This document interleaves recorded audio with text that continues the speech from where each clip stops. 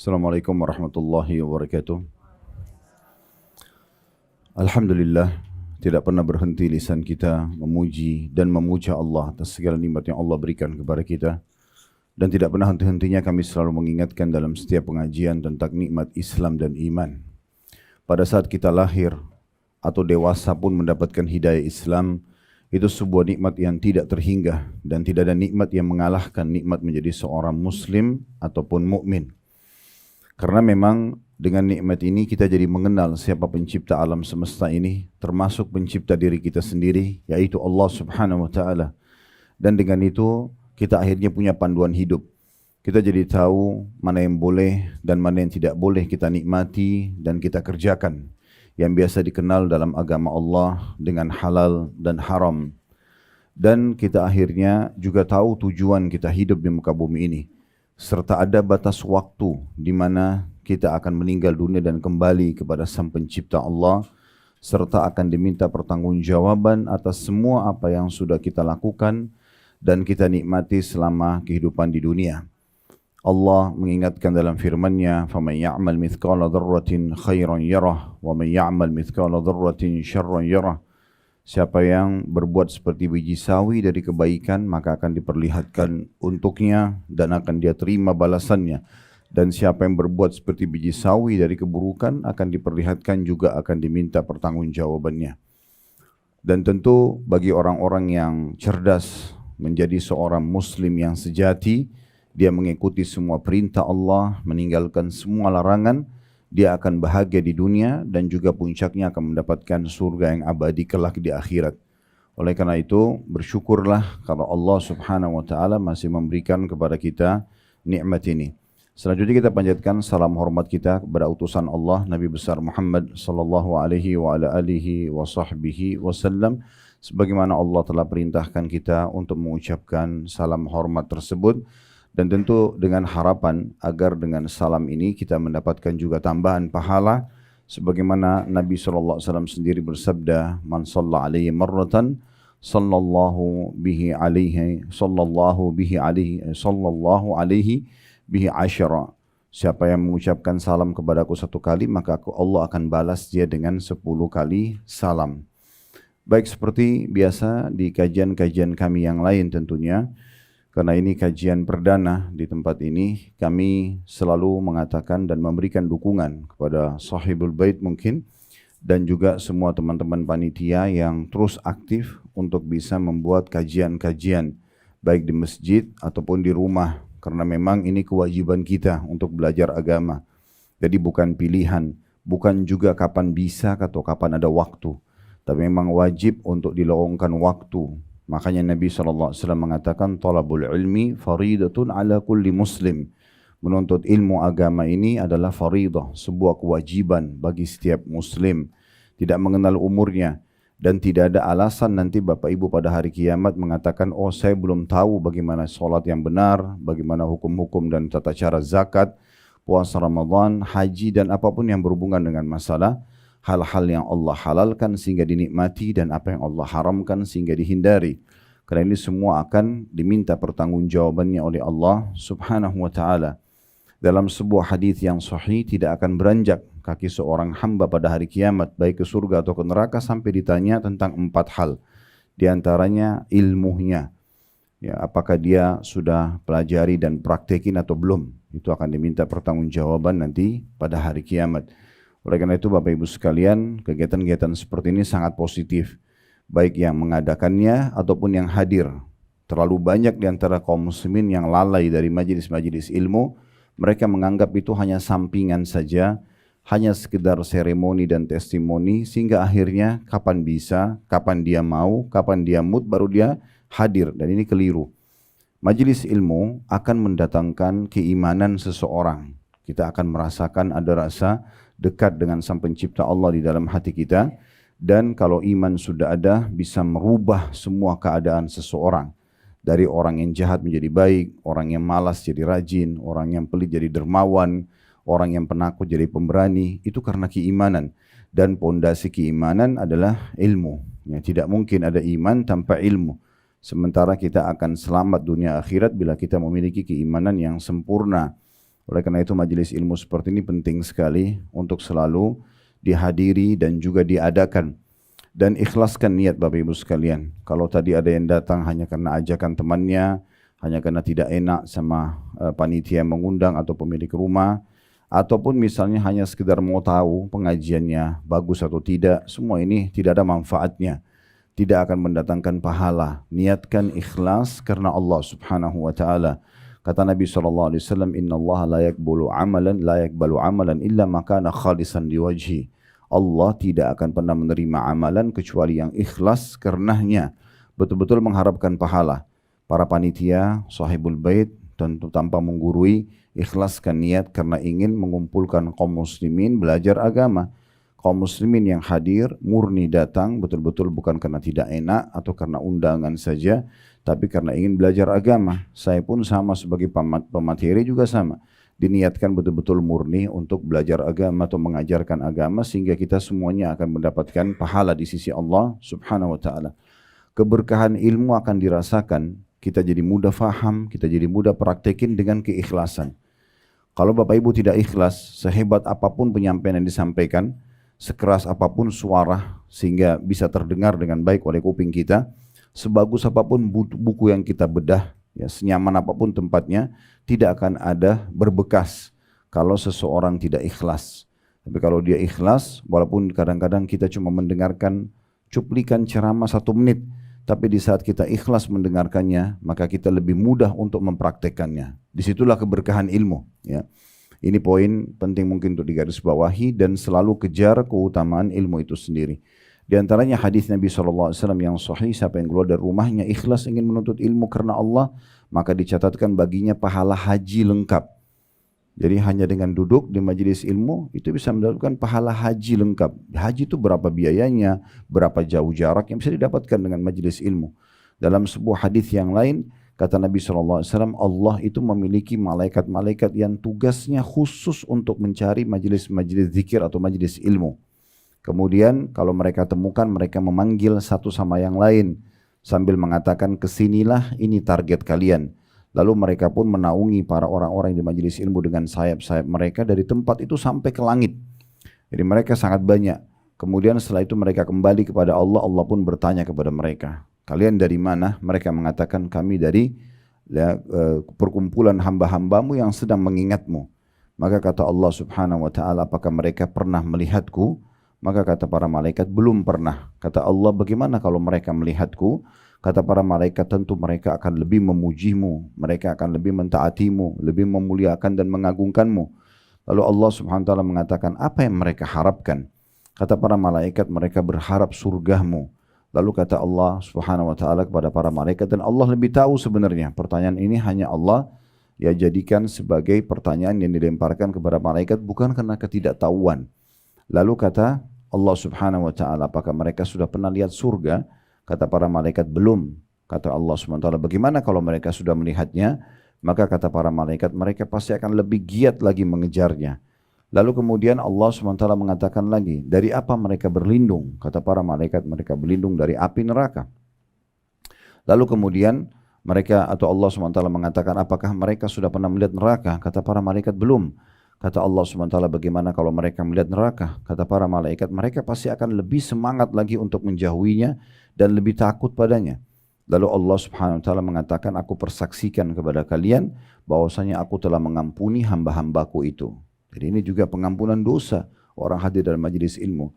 Tapi semua ini Bapak Ibu tidak akan dapat kecuali kalau ikhlas karena Allah. Nggak bisa.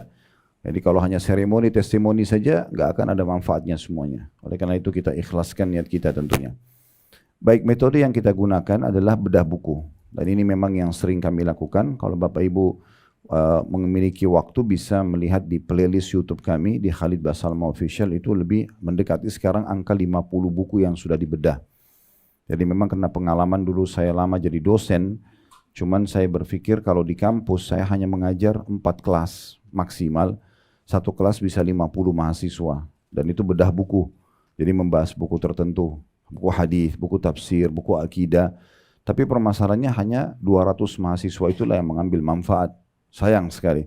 Saya melihat banyak sekali umat yang belum mengetahui dan belum belajar Ya, bahkan tata cara sholatnya saja masih banyak yang salah, masih malas, dan hukum-hukum agama yang lain. Maka saya ambil keputusan waktu itu tinggalkan kampus, dan akhirnya saya membina masjid dan juga majelis taklim untuk kemudian menggunakan metode kampus. Jadi ini metode kampus, ya. Seperti Bapak Ibu sekarang sedang kuliah, bedah buku dari awal sampai akhir, ya. Cuma bedanya kita sama pengajian-pengajian yang biasa kalau tidak bedah buku, itu hanya datang tematik, jelasin satu tema, pergi, mungkin jemaah sudah lupa, kemudian kembali lagi bulan depan, baru tema yang berbeda atau pekan depan. Ini semua efektif, tapi tidak seefektif kalau bedah buku seperti ini. Karena kalau kita sudah bedah misalnya bab pertama, kemudian kita misalnya berlanjut bulan depan atau pekan depan atau kapanpun Allah mudahkan, pada saat kita masuk ke bab yang kedua misalnya itu lanjutannya, kita akan bisa mengingat bahasan sebelumnya.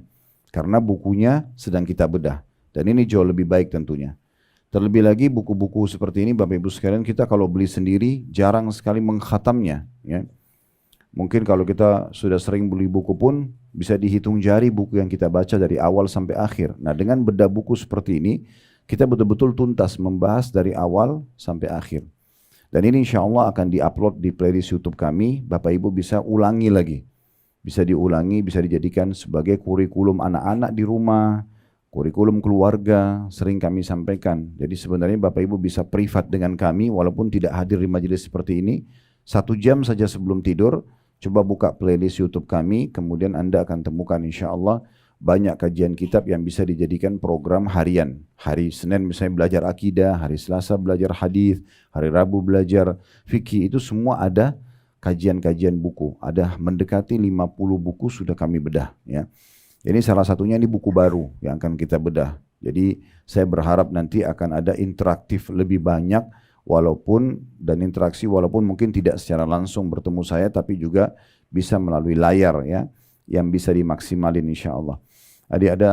Saya kedatangan seorang teman dekat, dia telepon saya dan mau datang dari Jawa, kemudian dia mengatakan saya akan membawa anak saya Ustaz. Saya juga kaget gitu, saya pikir anaknya cuma sekedar mau datang salaman, dibawa ketemu dengan saya gitu. Tapi ternyata dia ingin menyampaikan sebuah pesan. Jadi anaknya pada saat mulai pegang handphone, masih kecil mungkin anak itu, sekitar mungkin 5-6 tahun. Yang pada saat awal pertama mau pegang handphone, dia bilang kami khawatir, suami istri ini khawatir, kemudian akhirnya kami alihkan ke ceramah. Nah, dan kebetulan yang dia lihat itu adalah ceramah sirah nabawi, sejarah Nabi yang kami sudah bedah panjang lebar di YouTube tentunya, itu lebih dari 40 episode, ya. Itu bisa diikuti kalau sehari 1 kali saja berarti 40 hari untuk menyelesaikan, atau lebih dari 40 hari. Kalau sepekan sekali berarti butuh 40 minggu, ya, atau 40 pekan. Sebulan sekali maka butuh 40 bulan baru menyelesaikannya. Tapi anak ini mendengarkan hampir setiap malam dan dia ngulang-ulangi sampai dia menghafal sebagaimana saya sampaikan. Dia hafal nama-namanya, dia hafal nama tempatnya, dia hafal segala macam, dan dia pengen sekali ketemu. Hanya dipertemukan pada saat itu. Jadi Masya Allah, ini kalau bisa kita jadikan sebagai program keluarga itu sangat baik. Ya, jadi memang sudah saatnya sekarang kita berubah Bapak Ibu sekalian. Bagaimana kita menjadikan hiburan anak-anak itu ilmu. Ya, membiasakan mereka mendengar itu daripada mereka nonton kartun yang tidak ada manfaatnya.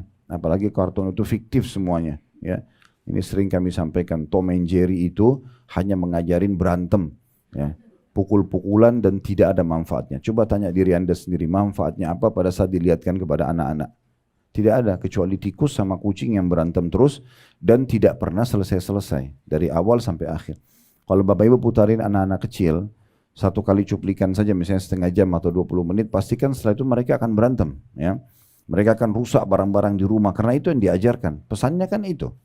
Nah, itu tidak ada manfaatnya sama sekali, ya. Dan terlalu banyak kartun-kartun dari orang non-muslim yang tidak ada manfaatnya. Tapi sayangnya kebanyakan orang tua hanya ingin menenangkan anaknya. Yang penting anaknya tenang, dia juga sibuk aktivitas, maka anaknya dibiarkan. Ini salah sekali. Kenapa nggak dialihkan ke ceramah, nggak dialihkan ke tilawah? Apa yang menghambat kita untuk membuat mereka belajar agama? Bukankah para ulama dari kecil mereka sudah hafal Quran? Imam Syafi'i itu hafal di umur 9 tahun, ya Imam Ahmad hafal juga di umur 10 tahun. Al-Quran ini jadikan sebagai bahan mereka atau hiburan mereka. Nah itu bisa, ya, tergantung bagaimana kita biasakan. Apalagi kalau mereka minta sesuatu, Bapak Ibu hubungkan permintaan mereka dengan prestasi itu. Oke, tapi serahkan atau store 1 surah Al-Quran. Biarkan mereka menghafalnya, ya. hafalan mereka itu sangat bagus. Ya, jangan disia-siakan untuk menghafal hal-hal yang tidak ada manfaatnya dan seterusnya lah. Baik, kita biasakan kalau bedah buku Bapak Ibu sekalian, yang pertama kalau beli buku dibuka plastiknya dulu. Iya, karena banyak orang beli buku plastik yang dibuka-buka sampai dia beli double, ya. Jadi memang kalau berplastik dibuka plastiknya. Kemudian yang kedua lihat daftar isinya. Ya, daftar isi menggambarkan kepada kita tentang apa isi buku ini. Nah, di sini semua penulis pasti akan tulis ya ru'usul aqlam atau poin-poin dasar daripada bahasan buku itu. Jadi Bapak Ibu kalau baca buku, nah kita kan ini kita bedah buku kita dari awal sampai akhir ya. Tapi kalau Bapak Ibu beli buku sendiri, buka daftar isi lalu cari kira-kira di antara judul yang ada mana yang paling mengklitik buat kita, mana yang paling menarik ya. Misalnya dari 10 bab, bab ke-7 nih tentang masalah ini dan itu. Nah mulai baca dari situ. Nanti itu akan mendongkrak kita untuk menyelesaikan isi buku. Nah biasa begitu ya. Jadi kalau kita awal langsung baca dari awal sampai akhir ini biasanya dibedah baru bisa menarik ya. Seperti itulah. Nah karena kita sedang membaca judul buku kita ini agar doa dikabulkan. Ini kita akan membahas panjang lebar semua buku ini tentang masalah doa ya. Dan ini cukup panjang lebar dan detail sekali sampai kalau kita lihat di daftar isi itu ditulis halamannya sampai halaman 164 ya. Jadi semuanya berisikan tentang masalah doa-doa dari halaman 20 dari halaman 19 maaf ya. Sebenarnya dari halaman 3 ya, tepatnya dari halaman 3 sampai 164. Berarti memang panjang lebar sekali bahasan tentang masalah doa ya, masalah doa. Baik. Di sini ditulis oleh Dr. Said bin Ali Wahf Al-Qahtan. Kalau pernah Bapak Ibu lihat buku kumpulan doa sesuai Al-Quran dan Sunnah, agak kecil, seringkali dijadikan sebagai, sekarang bagi teman-teman yang sudah hijrah ikut kajian biasanya dipakai untuk souvenirnya perkawinan. Nah ini penulisnya beliau, kumpulan doa. Di situ ada 132 doa beliau susun. Nah kalau ini lebih detail lagi, kalau itu hanya isi doa-doa saja. Ya, dan biasanya kalau dalam bahasa Arab namanya Hisnul Muslim ya, itu di Saudi pun seringkali diterjemahkan oleh pemerintah Saudi melalui badan wakaf di sana lalu dibagi-bagikan untuk jemaah haji. Jadi kalau jemaah haji jemaah umroh biasanya dapat hadiah buku-buku terjemahan, itu diantaranya buku beliau. Nah ini penulisnya. Dan di sini dikatakan setelah agar doa dikabulkan, sebab-sebab terkabul dan tertolaknya doa berdasarkan Al-Quran dan Sunnah. Jadi memang landasannya wahyu, bukan hanya sekedar menyampaikan doa Bapak Ibu diterima begini, doa Bapak Ibu ditolak seperti ini, tapi hanya inisiatif atau ijtihad saja. Tapi ini bukan, ini betul-betul berdasarkan wahyu. Sekilas tentang masalah judul asalnya, itu ada di sebelum daftar isi ya. Syurutud du'a wa mawani'ul ijabah fi dhawil kitab was sunnah. Itu judul aslinya. Baik, di sini ada daftar isi dari halaman 3, definisi dan macam-macam doa. Akan kita bahas nanti insyaAllah setelah pendahuluan. Kemudian pembahasan pertamanya definisi doa itu sendiri. Dan ini tradisi para ulama, mereka memang selalu menyebutkan definisi ya. Seperti sholat, apa itu sholat didefinisikan dulu. Puasa itu apa didefinisikan dulu supaya ada batasannya. Jadi sholat itu sederhana, misalnya di gerakan-gerakan khusus dan bacaan khusus dimulai dengan takbiratul ihram, diakhiri dengan salam misalnya, itu didefinisikan begitu. Kemudian ada pembahasan kedua, macam-macam doa, terdiri dari doa ibadah, doa permohonan, dan perbedaan antara istighatsah dan doa.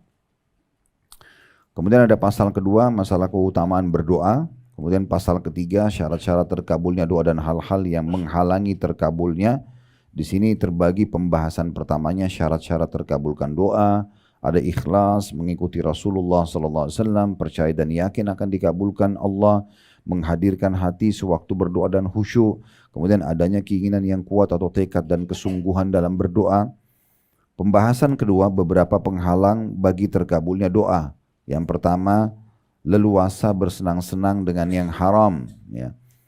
Tergesa-gesa dan meninggalkan doa, kemudian melakukan maksiat dan perbuatan haram, meninggalkan kewajiban yang diwajibkan oleh Allah, berdoa dengan doa yang mengandung dosa atau pemutusan hubungan silaturahim, Kemudian selanjutnya yang poin keenam, sebagai hikmah Allah di mana seseorang diberikan yang lebih baik yang diminta dari yang diminta. Ada pasal keempatnya, adab-adab berdoa dan tempat-tempat dan waktu-waktu yang dikabulkannya doa. Pembahasan pertama tentang adab-adab berdoa. Situ ada poin-poinnya panjang lebar tentang masalah memulai dan mengakhiri doa dengan Alhamdulillah dan bersalawat kepada Nabi SAW. Berdoa di kala senang dan susah. Tidak berdoa meminta keburukan menimpa keluarga, harta, anak dan diri sendiri. Merendahkan suara ketika berdoa antara terdengar dan berbisik. Merendahkan dan menghinakan diri kepada Allah ketika berdoa, memelas atau merengek kepada Allah dalam berdoa, bertawassul kepada Allah dengan tawassul yang disyariatkan, mengakui dosa dan mensyukuri nikmat saat berdoa, tidak memaksakan diri mempergunakan kata-kata yang bersajak dalam doa, mengulangi doa sampai 3 kali, menghadap kiblat, mengangkat tangan ketika berdoa, berwudu sebelum berdoa bila memungkinkan, menangis ketika berdoa karena takut kepada Allah Subhanahu wa taala, memperlihatkan kebutuhan kepada Allah dan mengadu kepadanya, memulai doa untuk diri sendiri apabila doa tersebut untuk orang lain, tidak berlebihan atau melampaui batas dalam doa, taubat dan mengembalikan hak orang yang diambil secara zalim, berdoa untuk kedua orang tua serta diri sendiri, mendoakan dirinya beserta orang-orang mukmin dan mukminah, tidak berdoa kecuali kepada Allah Subhanahu wa taala saja. Pembahasan kedua ada waktu, keadaan dan momen terkabulkan doa. Malam Lailatul Qadar, setelah sholat wajib, di penghujung malam, antara azan dan iqamah, saat mendengarkan panggilan untuk sholat wajib, saat iqamah dikumandangkan, di saat hujan turun dan di bawah siraman air hujan, saat perang di jalan Allah berkecamuk, suatu waktu dari bagian malam, satu waktu dari hari Jumat, ketika minum air zam-zam dengan niat yang baik, di saat sujud, ketika terbangun di malam hari dan berdoa dengan doa yang diajarkan Rasulullah SAW, berdoa dengan doanya Dzannun atau Nabi Yunus alaihissalam, berdoa saat ditimpa bencana, mendoakan orang sesaat setelah meninggal dunia, ketika membaca doa istiftah berikut, ketika membaca doa istiftah yang berikut ini, maksudnya ada penyebutan tentang beberapa doa-doa istiftah atau iftitah. Kemudian ketika membaca surah Al-Fatihah dengan tadabbur dalam solat, ketika mengangkat kepala dari ruku, saat mengucapkan amin dalam solat apabila bersamaan dengan mengucap atau ucapan amin para malaikat, saat mengucapkan doa setelah ruku, setelah ucapan salawat kepada Nabi SAW pada tasyahud akhir. Ini semua waktu dan tempat-tempat mustajab ya. Sebelum salam dalam solat ketika mengucapkan titik-titik nanti ada bahasannya. Begitu pula ketika berdoa dengan doa berikut. Ada doa-doa yang diajarkan oleh beliau. Doa seorang muslim setelah berwudu dengan doa yang ma'thur atau doa yang diperintahkan.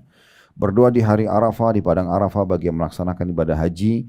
Berdoa setelah tergelincir matahari sebelum waktu duhur. Kemudian berdoa di bulan Ramadan saat kaum muslimin berkumpul dalam majelis zikir, ketika mendengar ayam berkokok, ketika menghadap kepada Allah dengan pasrah dan keikhlasan yang murni, doa di hari ke-10 dari bulan Zulhijjah.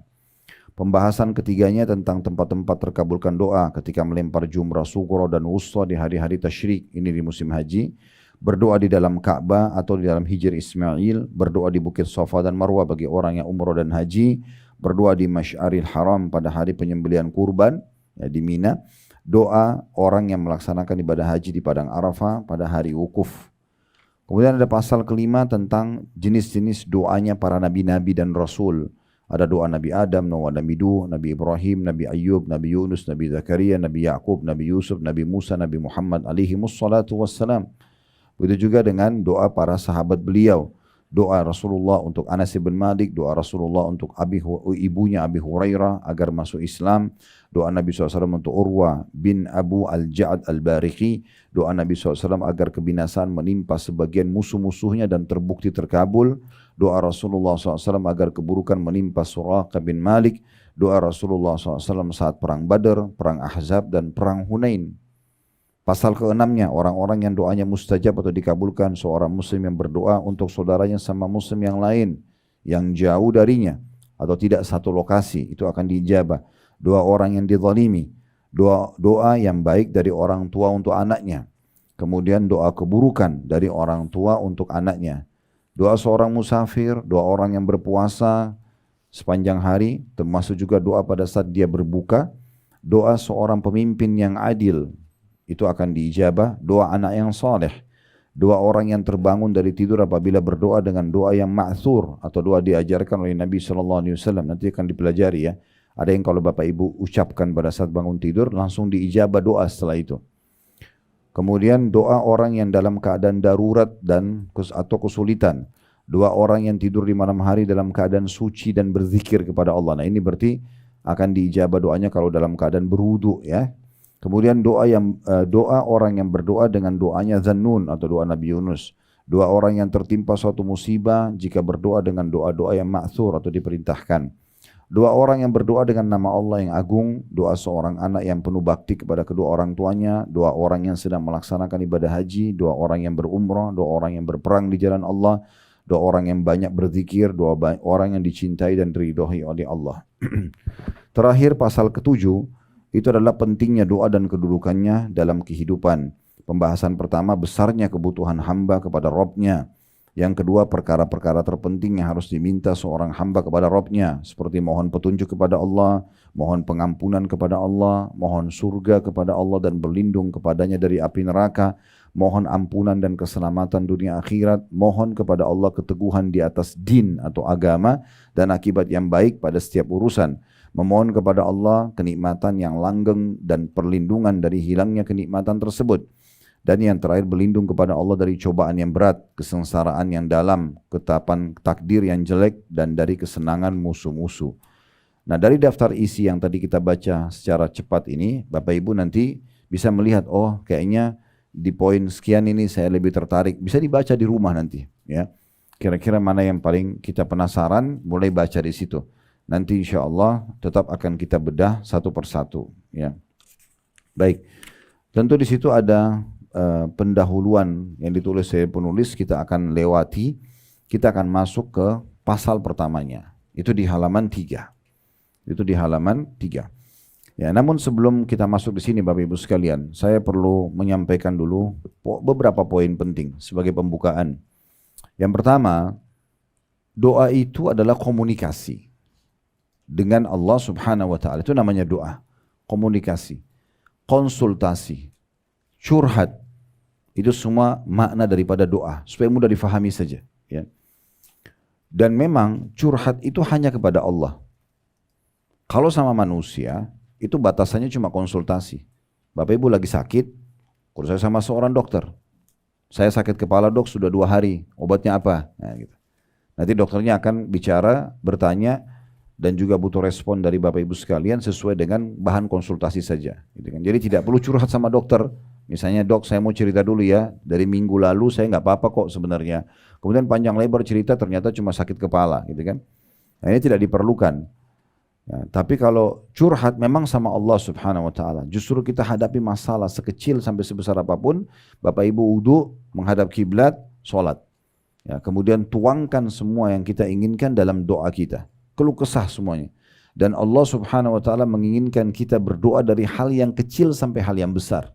Perhatikan sabda Nabi SAW, mintalah segala sesuatu kepada Tuhan kalian, termasuk tali sendal kalian yang putus. Ini harus dilatih nih, dari awal. Kenapa? Karena banyak orang, Bapak Ibu sekalian, mau berdoa kalau masalahnya sudah berat. Misalnya sudah sakit nih, dokter sudah angkat tangan, gak bisa sembuh, baru sholat tahajud. Jadi berdoa itu terakhir. Ini keliru. Islam sudah mengajarkan kepada kita, sebelum aktivitas berdoa.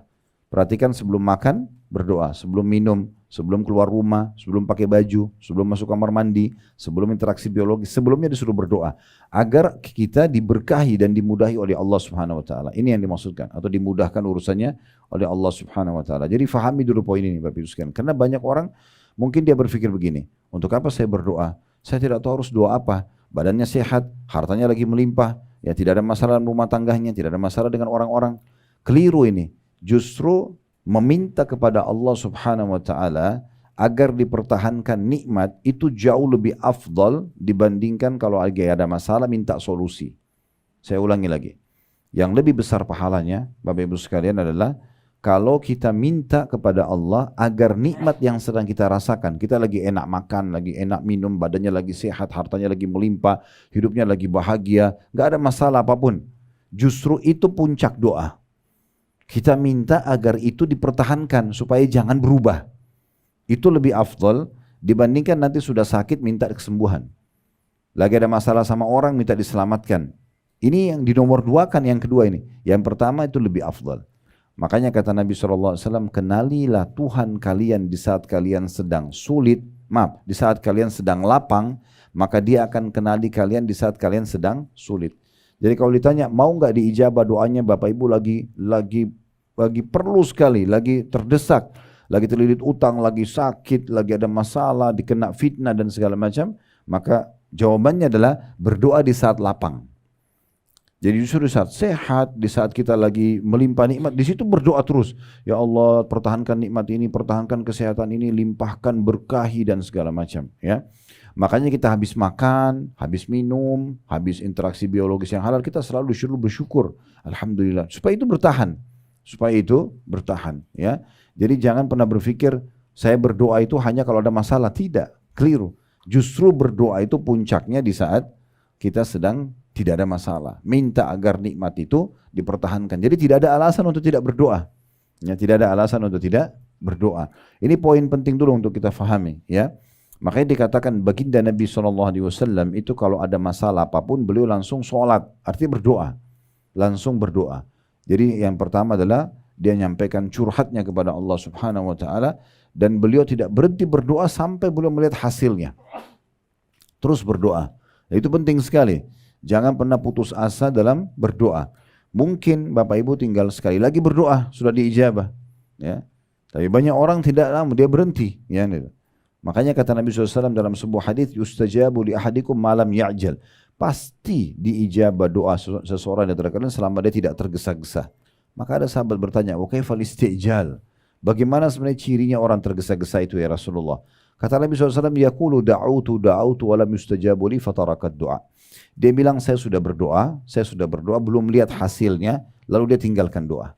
Mungkin tinggal sekali lagi berdoa, tinggal sehari lagi, tinggal sepekan lagi. Kenapa berhenti? Sudah dari awal start, kenapa berhenti di tengah-tengah? Minta terus. Kadang-kadang ada orang begitu, dia sudah curhat sama Tuhannya sudah bagus, ya. Kemudian dia berhenti tengah jalan, lalu dia pergi kepada manusia yang tidak bisa punya apa-apa. Ya. Yakinilah Bapak Ibu sekalian, kalau Anda datang kepada orang yang Anda cintai pun, misalnya kedua orang tua kita ceritakan masalah kita, sebenarnya kita sedang bebankan kepada mereka. Dan itu berbahaya, bisa saja masuk ke bab durhaka nantinya kalau mereka terbebani, mereka nggak bisa tidur, ini kan jadi masalah. Kalau yang kita ceritakan orang yang kita cintai, kita bebankan pada mereka. Kalau kita doa, ceritakan masalah kita kepada manusia yang tidak mencintai kita atau ada masalah dengan kita, walaupun dia sekarang terlihat teman, setiap saat dia bisa jadikan sebagai senjata untuk menyerang kita. Jadi curhat hanya kepada Allah Subhanahu Wa Taala. Ya, makin banyak, makin sering tidak diketahui masalah kita oleh manusia, maka makin bagus. Biarkan hanya Tuhan kita yang tahu. Yakini poin ini pondasi dasar akidah ya. Kalau kita sedang mendapatkan nikmat, yang ciptakan kita Allah, yang ciptakan nikmat itu Allah, yang bisa pertahankan hanya Allah. Nggak ada yang lain. Dan kalau kita sedang ada ujian, yang ciptakan kita Allah, yang ciptakan ujian itu Allah, yang bisa berikan jalan keluar hanya Allah. Lalu untuk apa ke manusia? Kan itu. Jadi nggak perlu. Makanya para sahabat, para tabi'in, orang-orang soleh sebelum kita, mereka menghadapi sekian banyak masalah sebagaimana kita hadapin kadang-kadang masalah gitu ya. Tapi tidak ada yang tahu di kalangan manusia.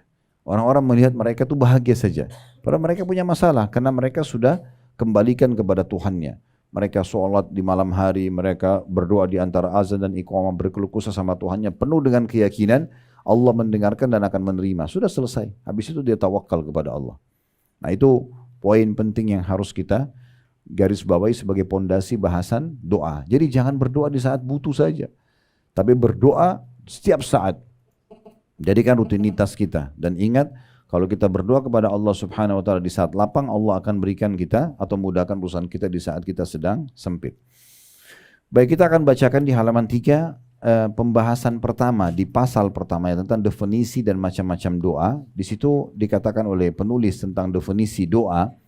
Doa dari segi bahasa atau etimologi berarti meminta dan memohon.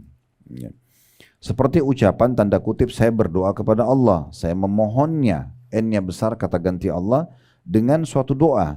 Artinya saya memohon kepadanya dengan meminta dan saya mengharapkan suatu kebaikan yang ada di sisinya, di sisi Allah Subhanahu wa taala. Kemudian berdoa kepada Allah berarti meminta darinya kebaikan dan mengharapkan kebaikan tersebut. Seperti dalam bahasa Arab, da'a li fulan dengan menggunakan kata bantu li yang berarti untuk, ya. Doa untuk si fulan, yakni memohon kebaikan untuknya. Da'a ala fulanin dalam bahasa Arab dengan menggunakan kata bantu ala.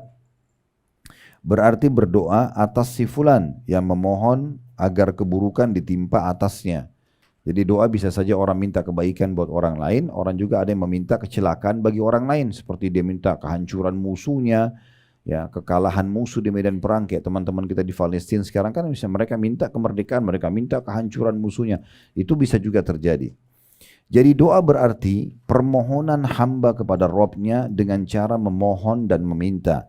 Bisa pula berarti mensucikan, memuji, dan makna yang sejenis dengan keduanya. Doa bagian daripada zikir. Ya. Jadi zikir secara umum. Ya. Salah satu bagian zikir adalah doa.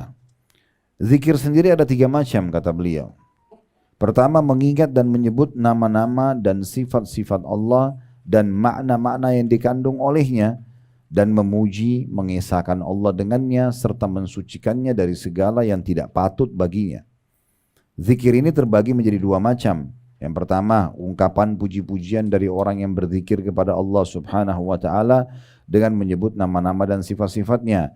Dan bagian inilah yang disebutkan dalam beberapa hadis seperti subhanallah walhamdulillah wala ilaha illallah wallahu akbar.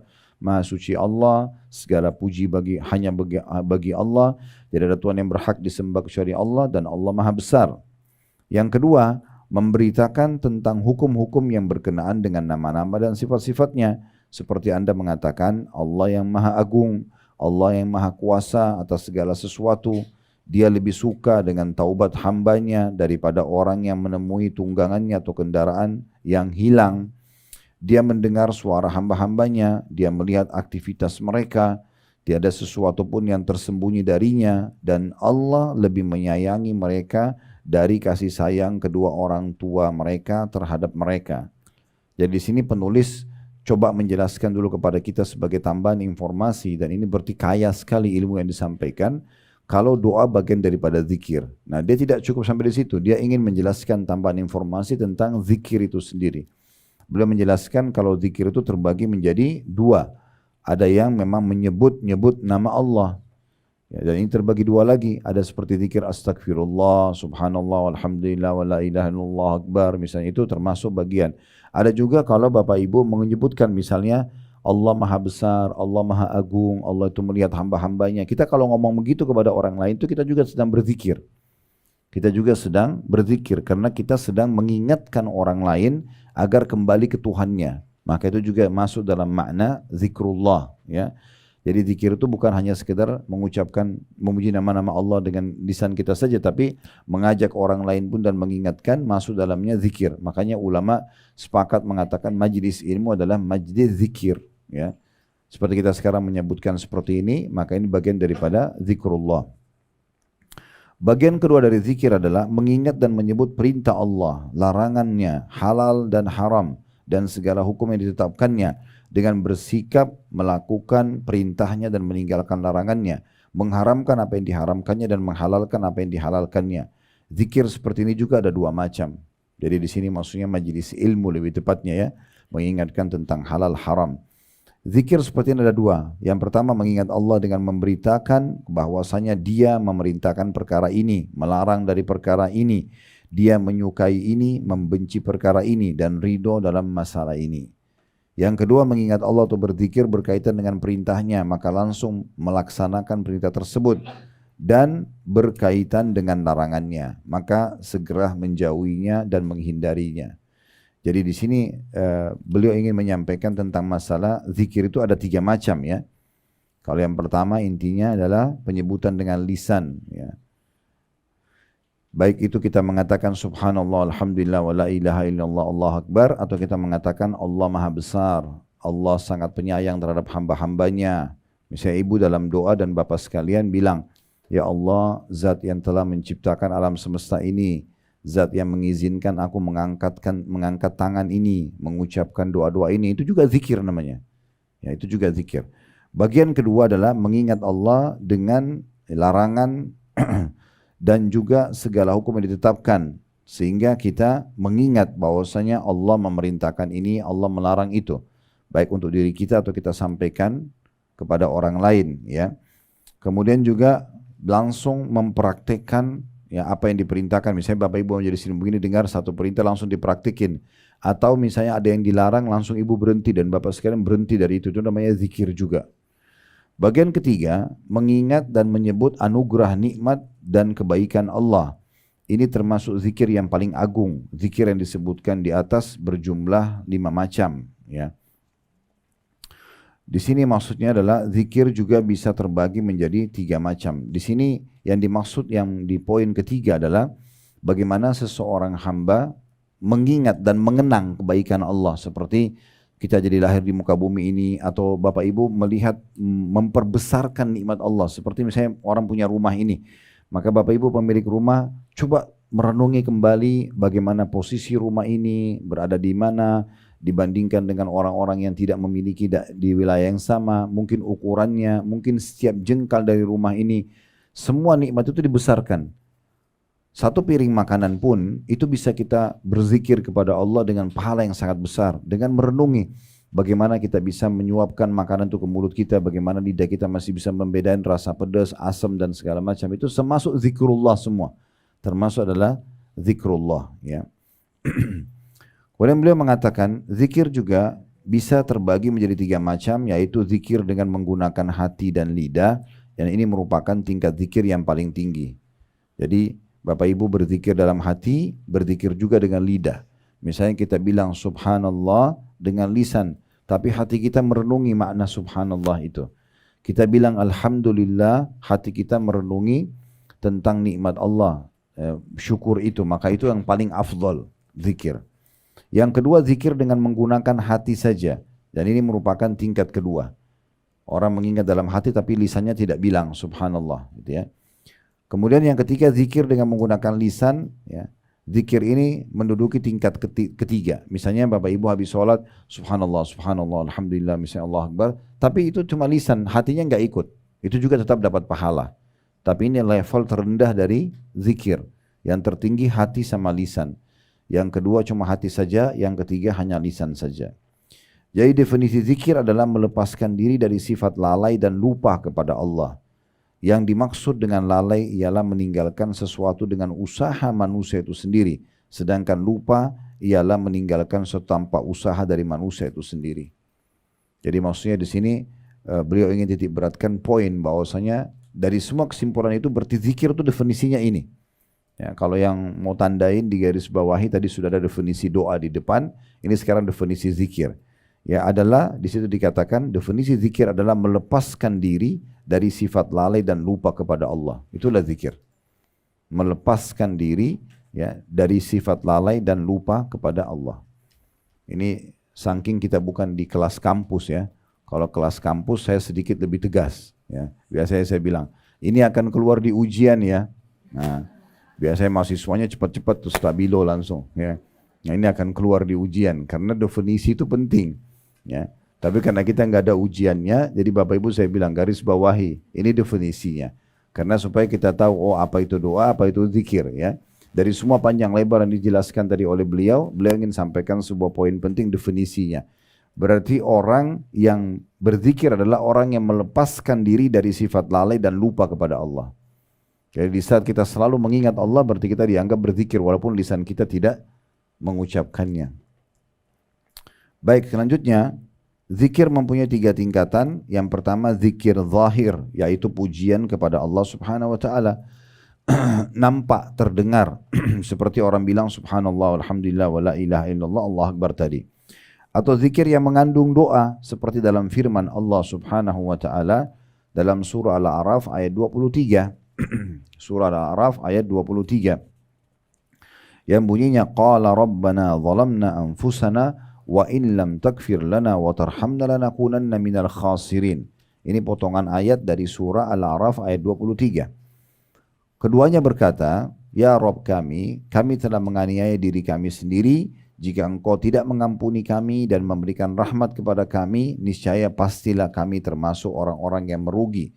Ya, ini doa Nabi Adam alaihissalam dengan istrinya Hawa, ya, pada saat mereka melanggar perintah Allah subhanahu wa ta'ala. Juga seperti orang membaca ya Hayyu ya Qayyum birahmatika astaghith. Wahai Tuhan yang maha hidup dan Tuhan yang maha mengurusi makhluknya, dengan rahmat-Mu lah aku mohon atau memohon diselamatkan.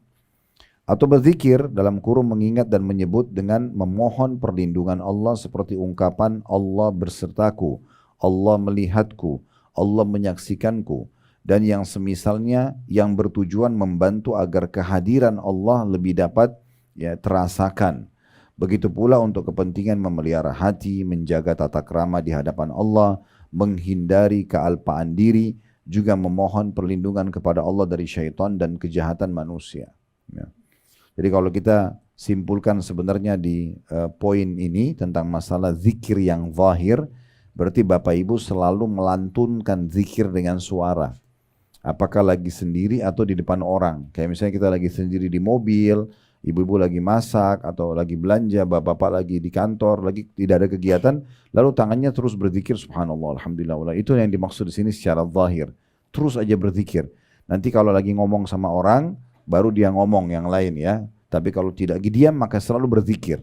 Nah itu yang dimaksud dengan zikir yang zahir. Dan zikir-zikir yang diajarkan oleh Nabi SAW menghimpun ketiga macam zikir ini. Yaitu memuji Allah, berisi doa dan permohonan, serta menghadirkannya sehingga mencakup perlindungan yang sempurna, kebeningan hati, menghindari kealpaan diri dan berlindung dari godaan syaitan. Ini bisa terjadi setiap saat ya Bapak Ibu sekalian. Misalnya contoh, Bapak Ibu lihat ada orang di depan mata kita lagi jalan, lagi mendapatkan nikmat. Kendaraannya bagus, bajunya bagus, penampilannya rapi. Itu yang bisa jadikan bahan doa. Langsung kita mengatakan, ya Allah berkahilah buat dia dan berikan aku lebih baik dari dia. Jadi doa. Ya, jadi kelebihan orang pun kita bisa jadikan doa. Apa saja. Bapak Ibu bisa jadikan doa keburukan orang.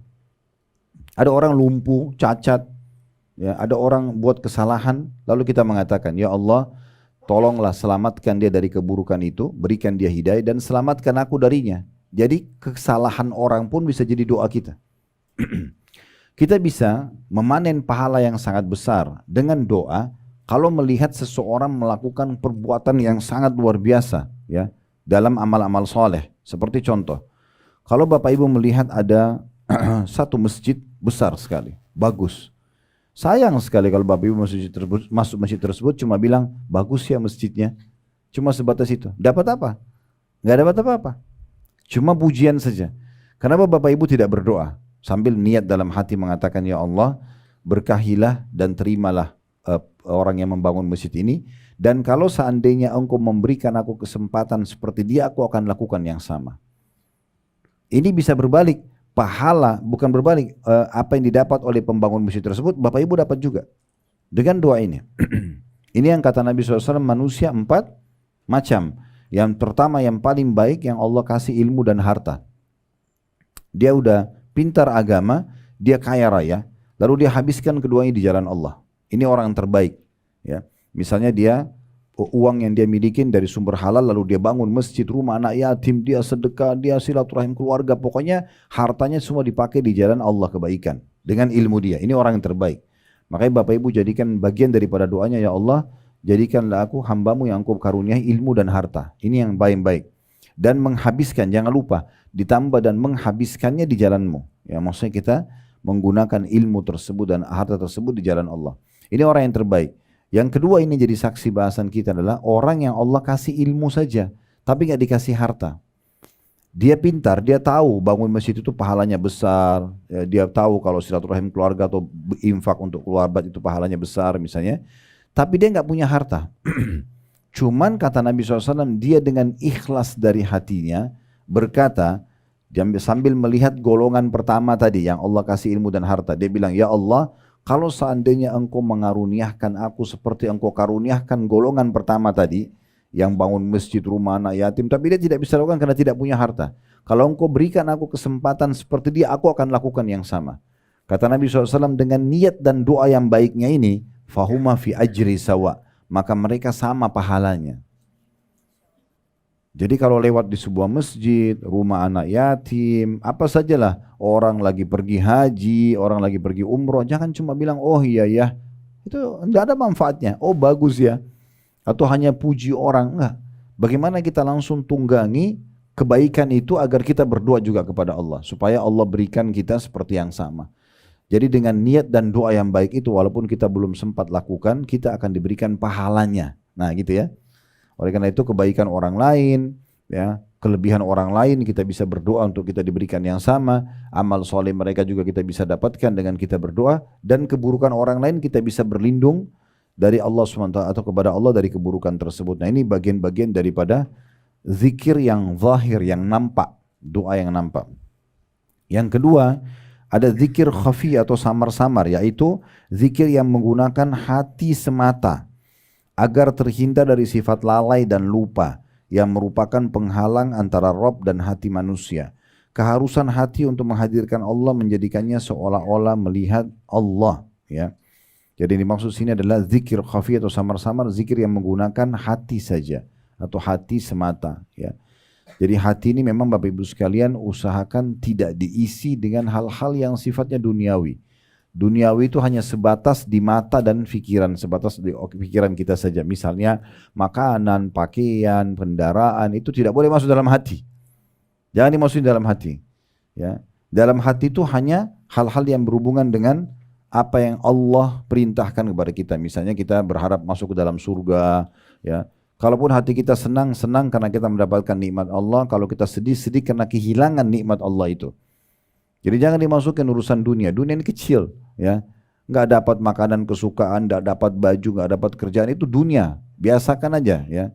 Makanya dikatakan oleh Sa'id bin Musayyib rahimahullah, seorang ulama tabi'in, aku telah bertemu dengan generasi, maksudnya para sahabat, yang mereka sama sekali tidak pernah terpengaruh atau merasa sedih dengan kehilangannya seluruh dunia yang mereka miliki.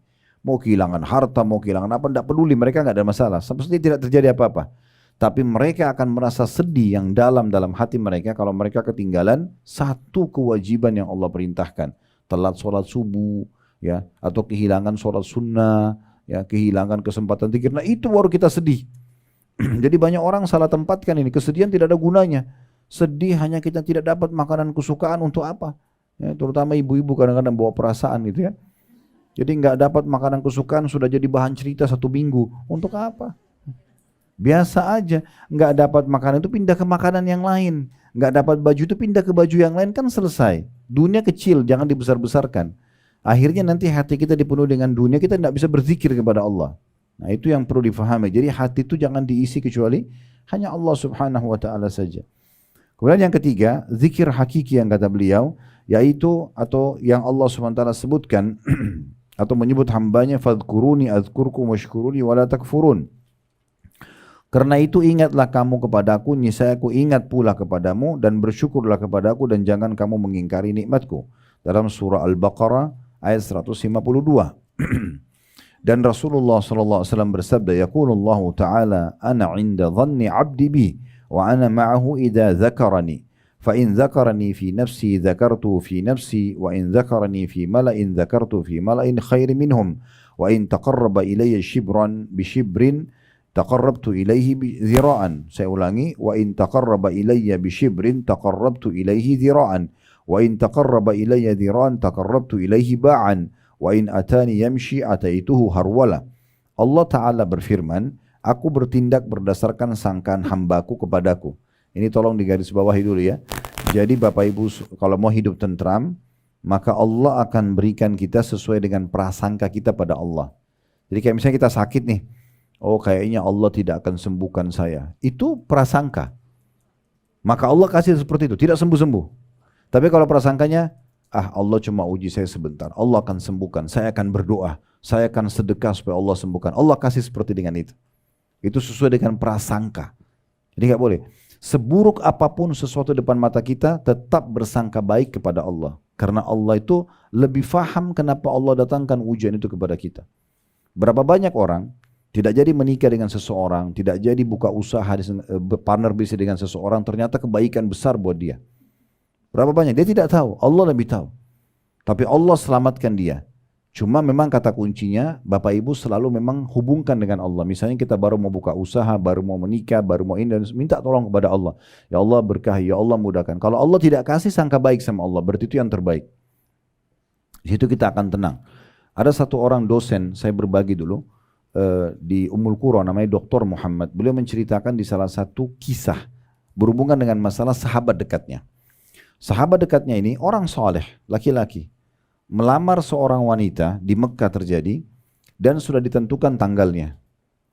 Nah ternyata 2 bulan sebelum kejadian pernikahan tersebut dibatalkan oleh si pihak perempuan tanpa sebab. Orang tua perempuan pun didatangi oleh si laki-laki ini, ditanya kenapa, mereka juga tidak tahu. Pokoknya perempuan ini hanya minta satu saja, batalkan pernikahan. Tidak mau sama laki-laki ini. Tadi awalnya sudah sepakat nih, seperti itu kejadiannya. Lalu kemudian kata Dr. Muhammad, saya setiap kali ketemu dengan teman saya ini, saya selalu dengar dia merengek sama Allah. Selalu. Antara azan dan iqamah, ada kesempatan, lagi sholat malam selalu, ya Allah kembalikan perempuan itu buat saya sudah suka dia. Dia mohon-mohon sama Allah. Kalau didengar doanya ini, harusnya diijabah. Kata Dr. Muhammad, kadang-kadang karena saya kesiannya melihat dia berdoa, saya juga berdoa, ya Allah berikan apa yang dia minta. Gitu kan? Iya, begitu kisahnya. Tapi subhanallah, Allah nggak kasih. Dia makin merengek sama Allah nggak kasih. Terbukti setelah 2 bulan, ini kan 2 bulan lagi hari H pernikahan. Perempuan itu rupanya tunggu sampai hari H itu lewat, kemudian dia nikah sama laki-laki lain. Kisah nyatanya begitu. Tapi subhanallah kata Dr. Muhammad, begitu perempuan itu nikah sama laki-laki lain, karena sudah status istri orang, teman saya berhenti berdoa. Karena nggak mungkin berdoa, ya Allah ceraikan dia kan gitu. Maka dia berhenti berdoa, dia bilang teman saya. Tapi saya justru tahu bagaimana Allah cintanya sama teman saya. Justru setelah perempuan itu nikah sama laki-laki lain. Dia bilang ini kejadian nyata. 1 bulan pertama, itu kisah nyatanya beliau. Beliau mengatakan 1 bulan pertama perempuan ini ternyata terdeteksi kena kanker payudara yang ganas. Stadium sekian yang harus dipotong payudaranya. Yang sebelah kanan, itu kisah nyata. Bulan kedua ternyata menular ke payudara sebelah kiri, dipotong sebelah kiri. Dan bulan ketiga, kata Syekh Muhammad, Dr. Muhammad ini, ada masalah di urat saraf bagian belakang si wanita ini membuat kedua matanya buta. Bulan keempat meninggal perempuan itu. Apa kata Dr. Muhammad? Saya setelah kejadian ini tahu bagaimana cintanya Allah pada teman saya. Kalau dia nikah sama perempuan itu, bagaimana sedihnya dia nanti kalau sudah jadi istrinya. Ini kisah nyata. Dan ada sekian ribu kisah berhubungan dengan masalah ini. Oleh karena itu jangan pernah sangka buruk dengan Allah. Sangka baik saja. Kalau kita mau makan ini nggak jadi, kalau kita mau minum itu nggak jadi, mau nikah, mau kerja sekarang nggak jadi, ya sudah. Ya Allah, berarti ini yang terbaik yang kau berikan. Berikan aku gantinya. Selesai, ikhtiar aja yang lain. Nggak usah bersedih-sedih berlama-lama di situ, nggak usah. Dunia sebentar. Kan gitu. Nah itu yang sebenarnya pesannya. Jadi kita sesuai dengan sangka kepada Allah SWT. Lalu selanjutnya kata Nabi SAW, selanjutnya Allah mengatakan, dan aku besertanya bersama dengan hamba apabila dia mengingatku. Kalau Bapak Ibu selalu berzikir, baik itu secara zahir tadi, dengan lisan, ya yang terbaik tadi adalah lisan sama hati, atau dengan hati saja atau dengan lisan saja, maka aku ya akan selalu mengingat. Apabila ia mengingatku, aku akan berserta aku akan bersertanya apabila ia mengingatku. Apabila ia mengingatku dalam dirinya sendirian, aku akan mengingatnya dalam diriku juga. Jika hambaku mengingatku di hadapan sekumpulan orang, kayak Bapak Ibu lagi di pasar, lagi di jalan, tetap berzikir. Ya, tetap mengingat Allah Subhanahu wa taala, baik mengingat itu dengan zikir dengan lisan tadi, atau misalnya meninggalkan apa yang Allah larang atau mengerjakan apa yang Allah perintahkan, maka aku pun kata Allah akan mengingatnya di hadapan sekumpulan makhluk yang lebih baik dari itu. Maksudnya di kalangan para malaikat. Jika ia mendekatkan diri kepadaku sejengkal saja. Sedikit kita berupaya, kayak misalnya Bapak Ibu sedikit, saya sudah mulai mau sholat malam, saya mulai mau sholat duha, saya mulai mau sedekah, saya mulai mau belajar, saya mulai mau tutup aurat, mulai sedikit saja sejengkal, maka kata Allah, aku akan mendekat pada hamba tersebut sehasta. Ya, kita sejengkal, Allah sesiku. Ya. Kemudian selanjutnya, jika ia mendekatkan diri kepadaku sehasta, sesiku, aku akan mendekat kepadanya sedepah, 1 lengan. Ya. Dan jika dia mendekatkan diri kepadaku dengan berjalan, aku akan mendekatinya dengan berjalan cepat atau berlari kecil. Ya. Artinya sedikit saja kita berupaya untuk mendekatkan diri kepada Allah SWT, Allah langsung mendekatkan diri kepada kita. Ya. Ada juga poin penting, ini sebagai penutup ya. Mungkin setelah ini kalau ada mau bertanya silakan, kita akan lanjutkan pertemuan karena nanti ini adalah pembahasan kedua tentang macam-macam doa. Bapak Ibu sekalian, kalau seandainya Anda mau berdoa, nanti juga akan disebutkan oleh beliau tentang syarat-syaratnya ya. Jangan pernah meninggalkan poin-poin ini, walaupun nanti akan disinggung. Yang pertama, mulai dengan memuji Allah dan membaca salawat kepada Nabi SAW. Harus selalu itu. Minimal gini, Alhamdulillah wassalatu wassalamu ala rasulillah, minimal.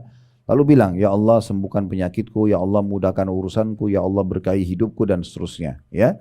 Jadi jangan pernah berdoa tanpa memulai, kecuali doa itu memang diajarkan oleh Nabi SAW tanpa memulai dengan pujian. Contoh kita mau masuk kamar mandi, ya kita langsung saja baca Allahumma inni a'udzubika minal khubuthi wal khaba'is, atau kita keluar mengatakan ghufranak misalnya, atau doa makan kita tinggal baca bismillah, habis makan alhamdulillah. Ini semua tidak butuh membaca alhamdulillah wassalatu wassalamu ala rasulillah. Tapi kalau doa permohonan, maka Bapak Ibu mulai dengan memuji Allah dulu ya. Makin banyak pujiannya makin bagus.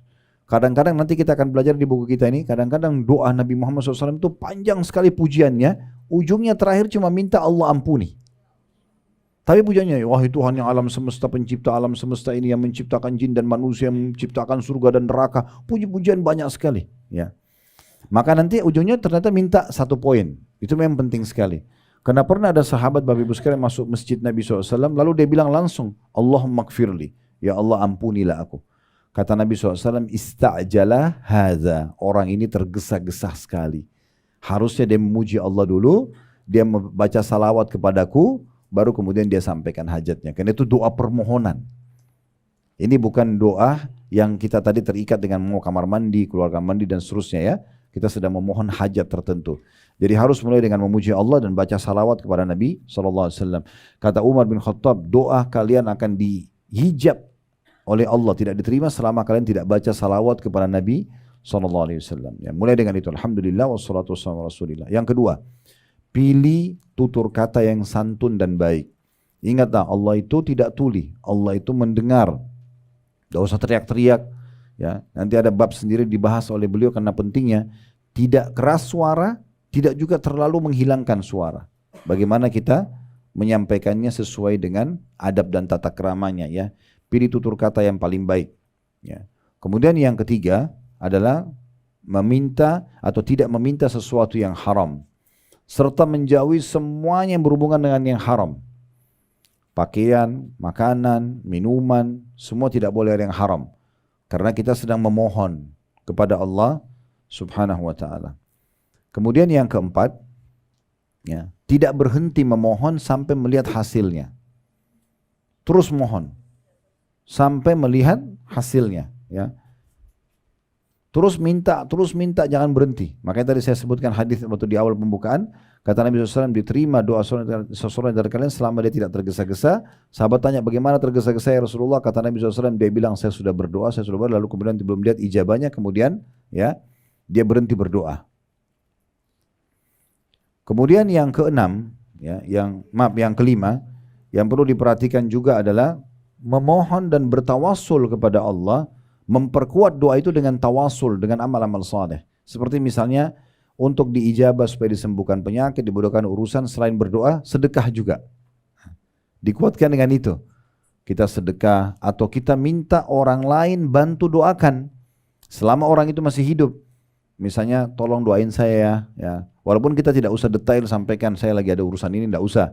Tapi kita tinggal bilang tolong doain saya supaya dimudahin ya.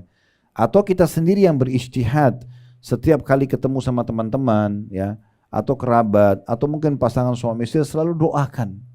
Ini yang jarang terjadi kita ya. Jadi kenapa seorang suami tidak selalu mendoakan istrinya, semoga Allah berikan kamu hidayah, semoga Allah jaga kamu, semoga Allah sehatkan. Misal dalam sehari bisa saja kita ucapinkan doa itu. Atau seorang istri selalu mengatakan semoga Allah selalu jaga di luar dari mara bahaya dan segala macam. Kenapa tidak doakan? Kenapa enggak doakan anak-anak dengan hal-hal yang baik gitu ya? Ya, misalnya kita mengatakan semoga Allah jaga, semoga kasih hidayah, semoga kamu jadi anak soleh dan seterusnya. Begitu juga teman dengan teman ya. Kalau ketemu gini di majelis ilmu, Pada saat sebelum berpisah mungkin ya semoga selalu sehat selalu ya, semoga selalu sukses, selalu. Kenapa nggak dibahasakan doa ya semuanya? Jadi kita bisa tawasul dengan amal soleh, di antaranya dengan bersedekah dan juga minta orang lain doakan. Ini termasuk yang penting. Yang keenam adalah tidak atau memaksimalkan lah ya waktu-waktu mustajab. Nah, seperti contoh yang sering luput dari kita tuh antara azan dan iqamah Bapak Ibu sekalian. Itu waktunya pendek sekali. Makanya kalau mau sholat, apalagi kalau sholatnya di masjid, itu usahakan datang sebelum azan. Ya, pas azan sambil jawab muadzin, habis azan itu kan waktu mustajab. Maksimal itu biasanya 10 menit. Kalaupun pakai biasa jam digital di masjid-masjid itu biasa 10 menit ya. Kalau di masjid 15, kalau di Masjid Haram Mekah Madinah itu biasanya sampai 15 menit, tapi kita biasa 5 sampai 10 menit. Ini waktunya pendek sekali. Ibu-ibu juga kalau lagi di rumah dengerin azan misalnya dikumandangkan, pas selesai azan itu waktu mustajab. Berhenti dulu aktivitas yang lainnya, berdoa dulu. Hadap kiblat, angkat tangan, alhamdulillah wassalatu wassalamu ala rasulillah, sampaikan hajatnya di situ. Ya. Dan ingat, doa-doa itu atau semua jenis ibadah Bapak Ibu sekalian, kalau kita biasakan untuk melakukannya, kita maksimal di situ, maka secara otomatis Allah akan berkahi di situ. Kayak misalnya gini, mungkin ibu, kadang-kadang bapak sekalian berdoa, lalu tidak tahu mau ucapin doa apa lagi, lalu ditutup dengan salawat kepada Nabi, ya kemudian tutup doanya. Tapi kalau kita rutinkan, seminggu sering berdoa, sebulan sering berdoa, nanti muncul dari lisan kita doa kita tidak pernah terfikir sebelumnya. Allah berkahi di situ. Tiba-tiba kita ucapin tutur kata yang kayak dari mana nih, kita kayak nggak tahu gitu. Nah itu sering terjadi. Ya, tapi keberkahan akan datang. Yang terakhir Bapak Ibu sekalian harus diikuti dengan keyakinan. Ya, ini sesuai dengan sabda Nabi SAW. Ini yang ketujuh ya. Udu rabbakum muqinuna bil ijabah. Fa inna Allah la yaqbalu du'a min qalbin ghafil.